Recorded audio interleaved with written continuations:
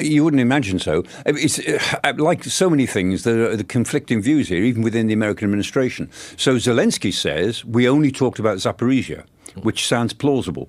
But Mike Waltz, the National Security Advisor, and Marco Rubio, Secretary of State, in giving a readout of that call later on, said they discussed power plants, the nuclear power plants. And there are 4 of them. I mean, apart from Zaporizhia, there's the southwestern power plant, there's one at Rivne, and there's one at Khmelnytsky. And so and then there's the Chernobyl exclusion zone. Yeah. Chernobyl, after the accident in 1986, is a very toxic site. So there's at least 5 plants to look after. If that's what the Americans are talking about, that would be quite a big deal. Zaporizhia itself is a real problem because the Russians occupy the territory where the plant is. Zaporizhia, the city, is in Ukrainian hands. So are we saying that the United States would take control of a plant that the Russians would move back and leave it in some sort of international control?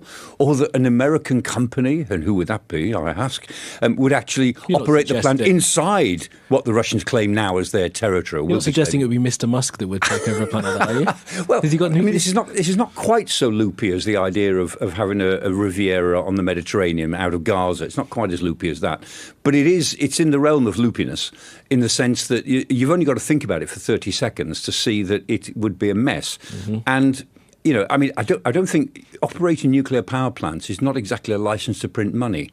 Ask any of the companies that operate nuclear power around the world and say, is this a really profitable exercise? And they'll tell you, no, it isn't actually. So the minerals deal, you could make the argument that if they're drawing out rare earth minerals from Ukraine, then US companies could make money off that. It's the question from Ian. What is Trump's play here? Is he trying to make money by running the nuclear power plant?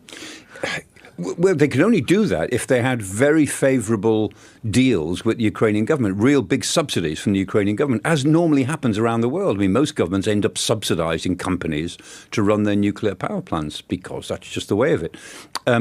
And so how it would work in Zaporizhia's case defeats me at the moment. But I think it was one of those things that was said over a telephone call. I think, President Trump probably didn't think it through very much. And so there it is. It's out there as an idea. But what President Trump is trying to do, quite clearly, is to think about non-military ways of offering some reassurance to a future Ukraine, to say, look, there are all sorts of ways in which American companies might be involved in helping Ukraine develop. And the more companies that are involved, and that's good for America, good for my image as President Trump, who always gets something out of every deal, and it'll be quite good for you because there'll be lots of Americans on the ground, and that will act as a deterrent. I mean, he's reaching for everything he can think of before he gets to the military red line, which is, well, why don't you have military there? And at the moment, he won't cross that line, so he's thinking of all these various alternatives. But none of them add up to a whole lot. And the minerals deal, I mean, that won't start to produce cash